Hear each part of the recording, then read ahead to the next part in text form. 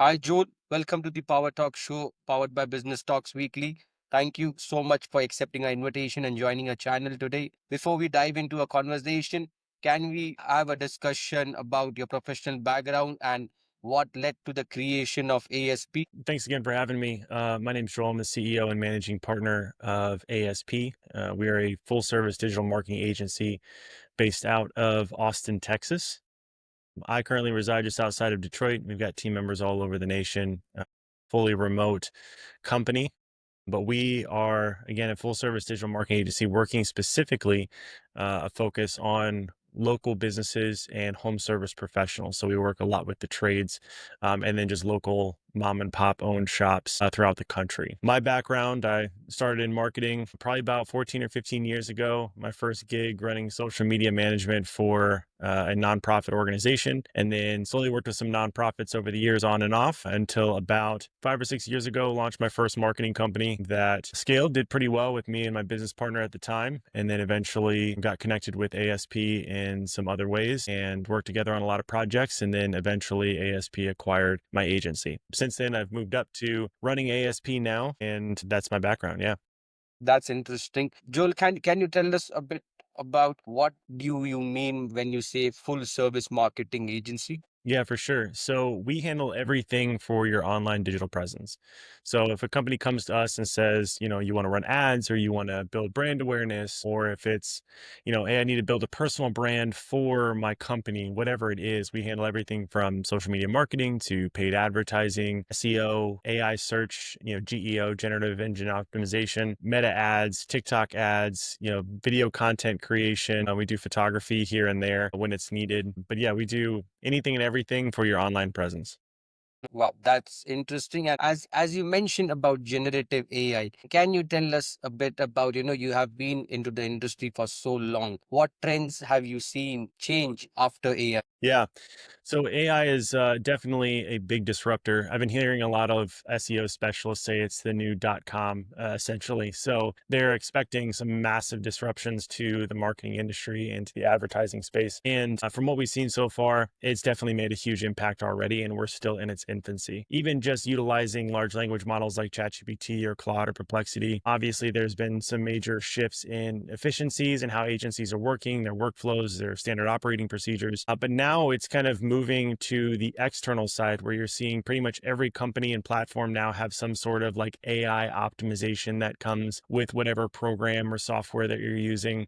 I mean, Google, if you look at Google, over 60% of Google searches now have an AI summary that happens at the top. So what we're seeing is that because of that and that change, it's drastically changing the focus of the type of content that we're developing for our clients because so much is being search through large language models or they're having AI overviews. The content type for a lot of our customers are changing from more of this transactional approach to very heavy on educational approach, which has always been kind of our approach since the get-go. For years, we've been doing, hey, focus on educating the client. And then when it's time to ask for the sale, ask for the sale. And so it's good that we've already kind of had this foundation as a part of our general practice, but even more so now, there's a lot less people that are going on to Google to search. They're searching through large language models like ChatGPT and Claude, and they're asking more conversational queries versus transactional based queries. So it's if you put it in perspective, it's less of going to Google and searching for plumber near me as it is more of going to ChatGPT and saying, I have this plumbing issue. How do I fix it? Yeah. And that how do I fix it question, then the large language models are pulling all this educational information from all these trusted sources across the web to then give the informational overview of how to fix it. Or if you don't want to fix it yourself, here's the people in your area that you can contact. And so that's been a drastic shift in how we optimize content and how people are finding our customers. So we're having to do some major shifts in the type of content creation in order to accommodate that. That's interesting, Jewel. And as you are into marketing space, is there any tool currently that's tracking the citations happening in AI models, LLM models like ChatGPT? Because there are tools like SEMrush, Majestic, Ahrefs, which track your SEO rankings. But is there any tool that Yeah. is tracking your results in AI?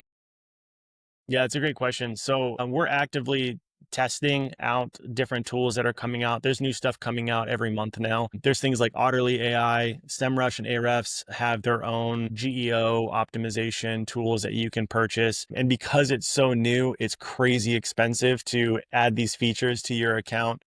I think SEMrush was like $700 or something to add that tool to your account in order for you to try it out. And because everything's so new, you don't even really know if it's working as good as they are saying it is. I have yet to find something that I would stand behind and say, yes, this is absolutely a great tool to use. Again, we're still trying to find new things. We're still trying to test new things. I think we're probably at least 6 to 12 months out before we have like a prominent tool that like, okay, everybody's going to start using this.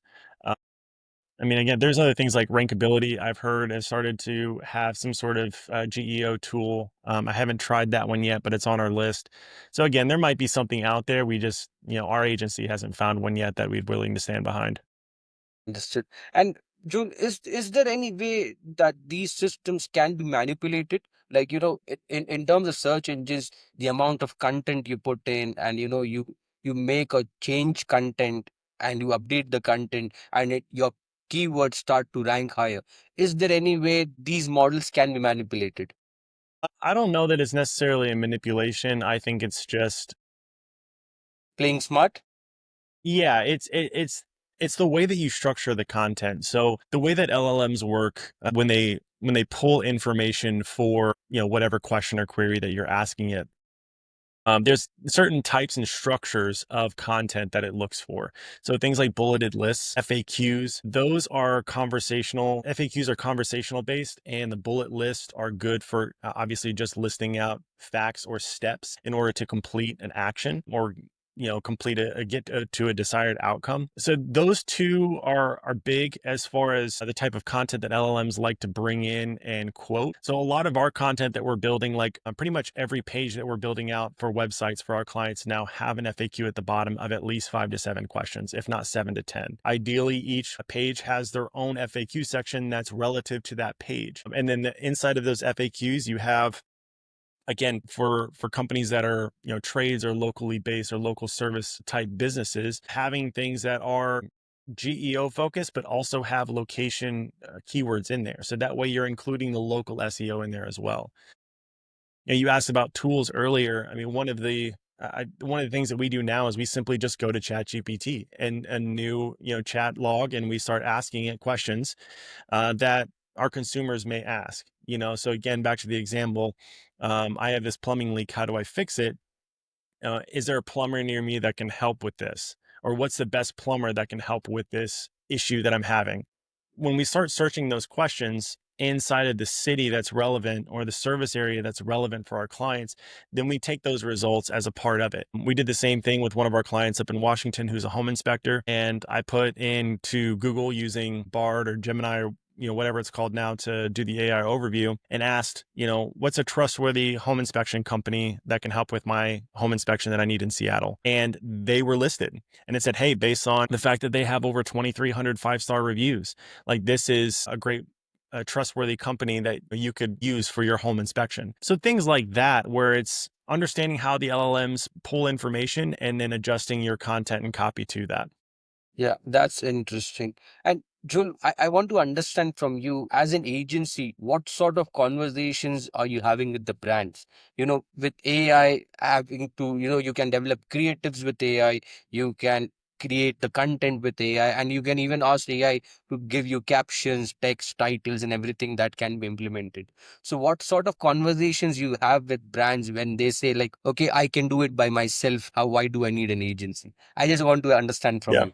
Yeah, no, that's a great question because we hear that a lot. Yeah, absolutely. Anybody can sign up for a free ChatGPT or Claude or Perplexity account, and you can pump out some content that's probably factual and it's probably decent. The problem is when you start looking at AI content's becoming more and more acceptable now, and I think it's going to continue to become extremely acceptable, but there's still an element of the algorithm principles behind like Google. So if you're creating content for GEO, you still have to optimize it for search engines as well. You got to do both still. We're not fully switched over to GEO. So in that, there has to be natural language processing.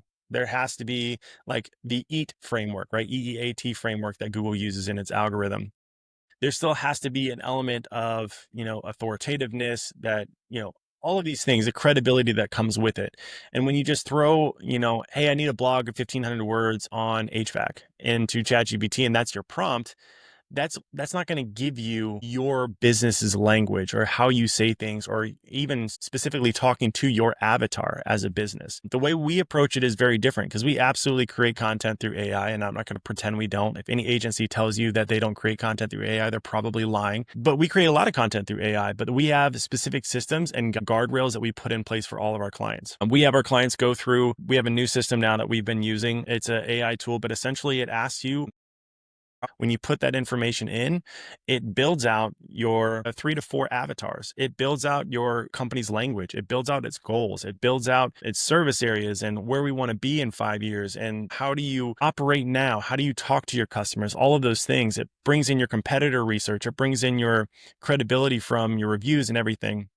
And we use that along with our internal SOPs for guardrails for LLMs. And we combine that and we say, okay, everything that you put out, Claude, everything that you put out, ChatGPT, has to flow through these guidelines. And if it doesn't, disregard it. I don't want it. We pull in, text files, sitemaps, and all of the content from our client's website. So that way, every single piece of content that goes out, it matches the language of the client, talking to their actual customers, using their credibility, their goals, their branding. And when you do that, I mean, the amount of input up front is a lot of work, but on the back end of it, you're able to create content that's consistent with your brand. And that's actually going to be helpful to who your client actually is. Like you have your SOP and the brands have their own communication, their own tone. How do you brainstorm and make sure that you are aligned with the brand's identity and the tone? Gotcha.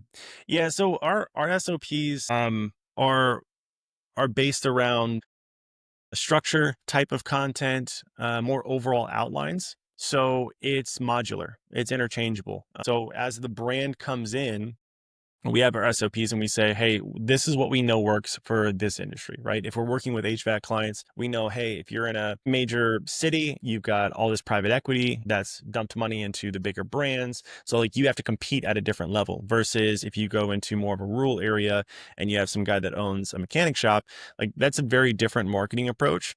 However, I wouldn't say it's a different marketing approach. I would say how aggressive you have to be, or the competition you're going up against is very different. So maybe the approach looks a little bit different. It's the same pieces. It's just they're modular, and what you can move them around to where you need them to be to fit the goal of the company. Makes sense. And that's the same thing with our SOPs and our strategies. It's okay if we, have a blog. This is our SOP for how we build a blog. Here's your language. We'll put your brand into this. The guide rails, but this is how we have to lay it out. This is the structure we need to use. This is some of the language that we see works best, and we work directly with our clients on doing that. We are not your typical agency in which you have like a list of a la carte services that you come and pick from. When we work with our clients, we build a multi-channel marketing approach based on where they're at as a company, where they want to go, and what their budget is. So we do custom strategies for every single one of our clients. But inside of that, we're able to work with the business owner or the marketing lead directly and work together as a partner with them to create this content and this marketing plan moving forward. Absolutely. Sounds interesting. What's next for ASP? What is your vision for the next 3, 5 years?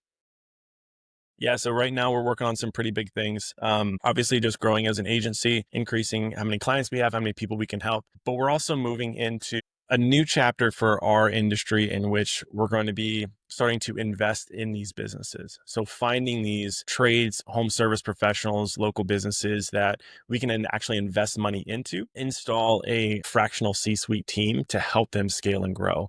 So whether the client is just looking to, hey, I want to reach certain revenue goals, in X amount of years, or if it's, hey, I'm burned out, I want to sell this business, I need to get out and I need to sell it, or it's, hey, like I just need some help with a team that knows what they're doing to help me grow this. A lot of the mom and pop trades based businesses, they were a tradie for so long and they're really, really good at their craft. and they got so good that their business started expanding. And so they hired a bunch of people. And then all of a sudden they had to learn how to be a leader. They had to learn how to work with other people and create teams and do HR and do payroll and do benefits packages, all this stuff. But they, at the heart, they're just really, really good at their skill. So maybe they're not, versed as well in the business aspect. That's where we can help, where we have the expertise on the business side in these trades-based businesses to come in and say, here's how you structure this. Here are the SOPs to put here. Here's how you should structure your financial reporting. And here's how it should flow into your 1, 3, and 5 year plan. And in doing that, we get to make big investments into the company. And again, either position them to sell or just help them grow and make more money as a business owner. Sounds interesting and wishing you all the luck. One last final question, Joel. What is the one piece of business advice that you received that changed your perspective? It's the one that I'm currently battling with right now, and that's patience in business. I'm a very impatient person. When I've got my mindset on something that has to be done, I want it done as quickly as possible. And that's every area of my life, not just in business, but I've had to really focus on in business that, ASP, is only about 4 years old. We had a major shift about 2 years ago in our business and what we were doing. So I almost consider our business about 2 years old because that's when, I really got involved with ASP and we had the acquisition of my last marketing agency. But I look at other people and I'm like, that's where I want to be. I know I'm as good as them, or I know I'm better than them, so like, why am I not there yet? Well, they've got 10 years or 15 years in the business. And, I'm still, I guess our company is, kind of still in diapers. So it's just a little bit of time and it's sticking with one thing and not trying to go out and do 15 different things. But yeah, I would say patience as a business owner is the biggest thing that I'm working through. Absolutely. Thank you, Joel. Thank you so much for joining us, joining our channel today. It's been a great conversation. Thank you so much. Yeah. Thanks for having me.